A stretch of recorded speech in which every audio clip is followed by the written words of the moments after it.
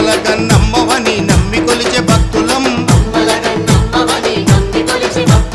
నిరంతరము నిన్ను తలచె నీ పాద దాసులం